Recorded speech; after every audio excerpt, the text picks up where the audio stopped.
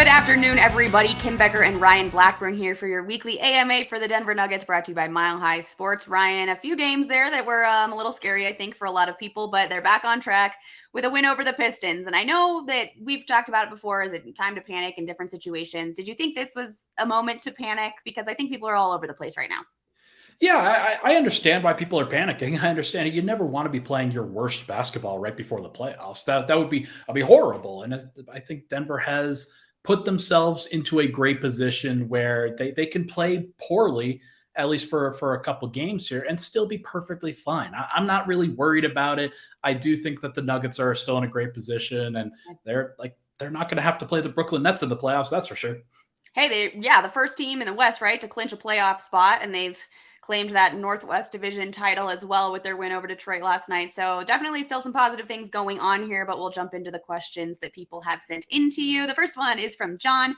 What's your pulse on this team's championship habits? Are these lulls worrisome? So kind of what we just talked about, or have they shown enough season-wide? Yeah, it's a great question. I do think that the Nuggets at this point, they're going to be fine in terms of the championship habits. They started the season off and the defense was not where it needed to be. And then over the course of the next 2.5, 3 months, I feel like they showed me enough. They showed me enough that when they choose to lock in, they are good enough on the defensive end. It's really difficult to motivate yourself when you've got such a big lead as they did in for the first seed. And now that lead has ultimately shrunk to the point where I feel like they're going to turn things around over the course of the rest of this road trip. They got a nice win against Detroit. That's all you need to see. You need them to show up when they need to, and they have done that. Do I think that they're ever going to be an elite defense? No. But I also think that their offense has slipped over the course of this stretch, and I don't expect that to continue into the playoffs. I think that they'll be at their best when it comes to the offense when the playoffs roll around, and I know that their defense can raise another level when it comes to those playoff matchups too. So I'm not really worried. I think that they've shown enough. It's just a matter of picking and choosing the sample size that you're looking at, and I value the one in the middle of the season more than I do on the two ends. All right, so you're not worried about the team overall, but let's discuss one player individually here. Jamal Murray. How concerned should Nuggets fans be about Jamal's health right now? Yeah, this is one where I got this question and thought, okay, I'm not super concerned with it because I think that the Nuggets are going to do everything that they can, everything in their power to rest him down the stretch. I feel like over the course of these last couple games, you wanted to see him play in Toronto in front of his friends and family. And then he showed up on the injury report as probable against Detroit with a couple of different things. But the most important thing is for him to play well, and then they will worry about him getting enough rest, getting enough physical, like just being able to push that down a little bit and focus in on being the best player that you could be as opposed to being in the best health you can be. So I'm not super worried about it, although it is probably the one thing that if you are a Nuggets fan, if you are trying to have the most positive mindset on this season that you can, you're thinking, okay, well, Jamal, his health obviously affected the last two playoff runs. Is it something that could be affecting them in the third playoff run in a row? And the hope is that he gets to a place physically where he's fighting through things, but not to the point where it's actually putting a detriment to his game. I don't think it's going to really manifest that way, though. Okay, well, fingers crossed with that one. This next question is from Omar. This is kind of a fun one. You get one rule change in the NBA, Ryan. What is it? I had to think about a couple of different things with this, but I am ultimately deciding on the fact that you are legally allowed to kick the basketball. Nice. You are now legally allowed to do it. Nikola Jokic ultimately becomes the best defender in the NBA at that point. Nobody can tell him differently. You can use all of your hands, your feet, your digits, whatever you need to do to block that pass from getting through.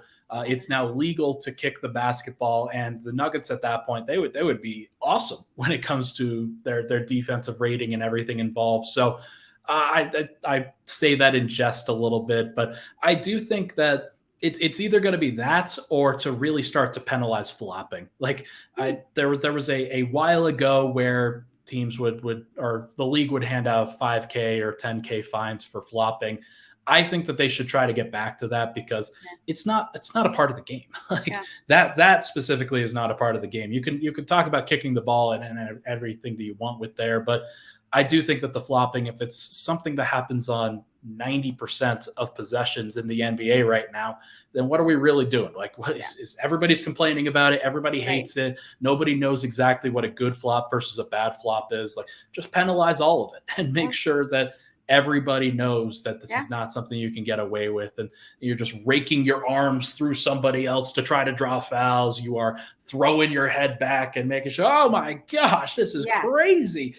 No, just play basketball. Yeah, it's the dramatics, and you can tell it gets cheesy, it gets dramatic, and it almost looks like theater for some of these guys sometimes, especially at the end of the games. I'm like, oh my god, okay.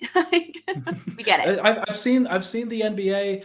I think it's becoming closer to WWE than it is to the NFL in terms of, hey, we're going to put on a show for the audience as opposed to anything else. So it's tough. Although I will say, if kicking the basketball was legal, we would probably just have it turned into soccer at the same time, because there'd be kicks all over the place. Basketball's flying every which way, and just limbs like legs trying to stop it from going out of bounds. And it would be an interesting one, but fun. I love that answer. I love that question. Thank you so much, Omar, for sending that one in. It's been fun to get some of these fun questions because we've chatted about the same things kind of week to week, especially with the playoffs right around the corner. I know people are getting a little bit antsy for the postseason run here, but hey, we've got a couple more questions to get to. And again, the Nuggets, we know they're going to the postseason, so at least we can kind of calm down on that and take a big breath here. This next question is from Howard. How many games do the Nuggets have to win to clinch the number 1 seed, however?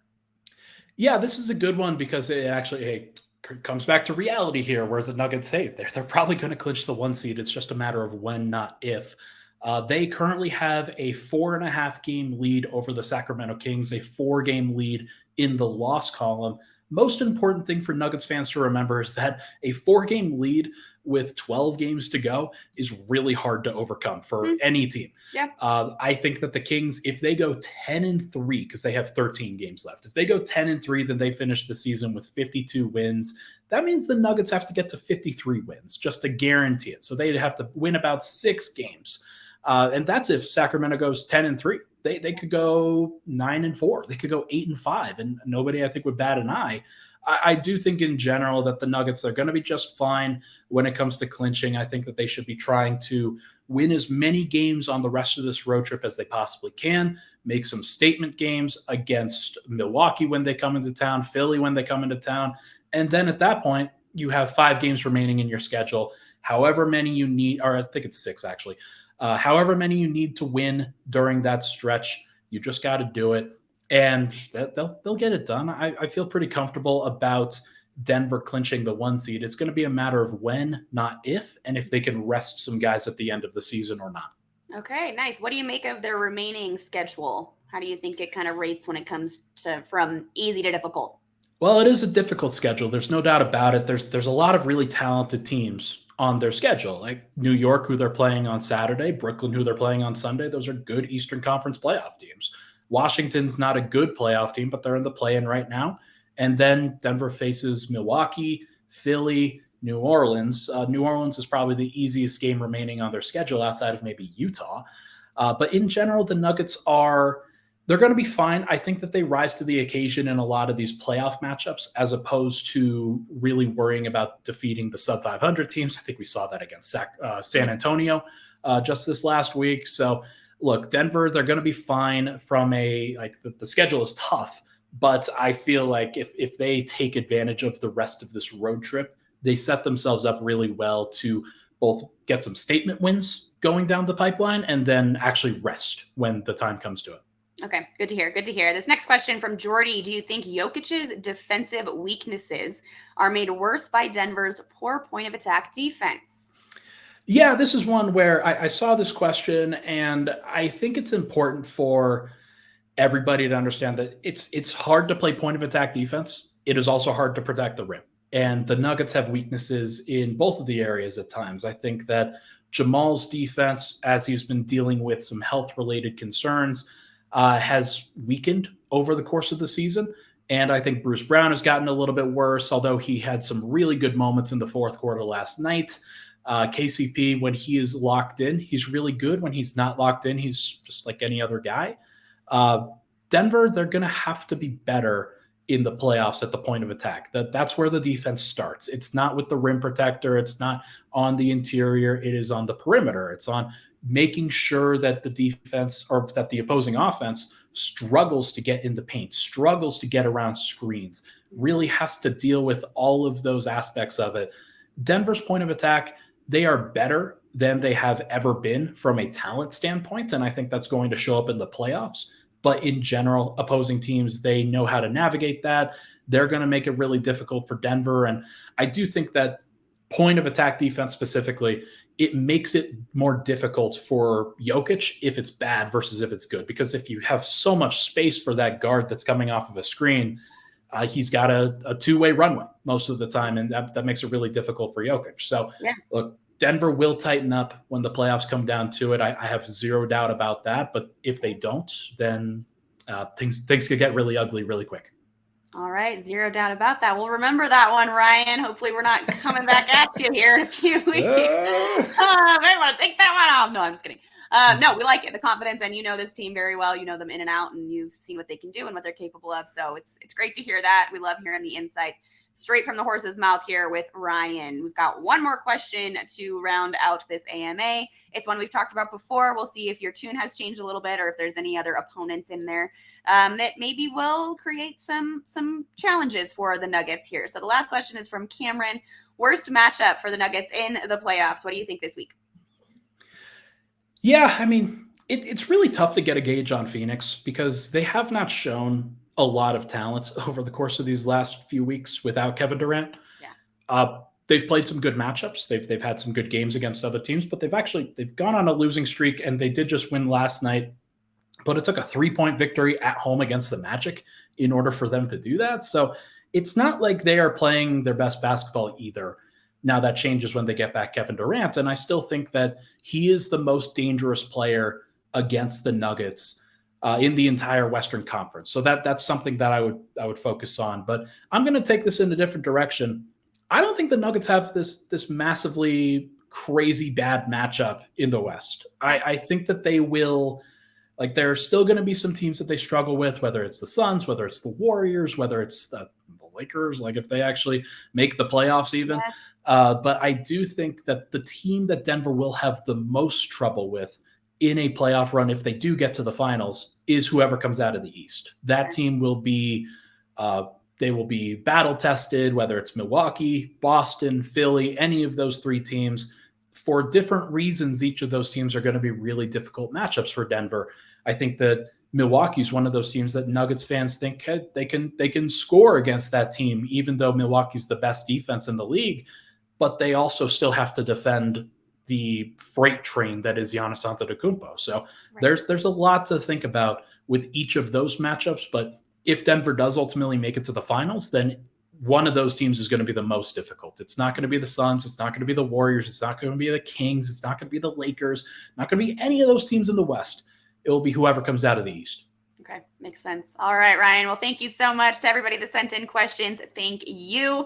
The Denver Nuggets have 2 more road games, right, before they return back to Ball Arena this weekend. Three more road games. They've got a back-to-back on Saturday and Sunday, both matinee games, by the way, so make sure to get up early for those. And then they've got another matchup on, I believe, Wednesday against the Washington Wizards. So they've got a couple days off after. You're going all over the place here.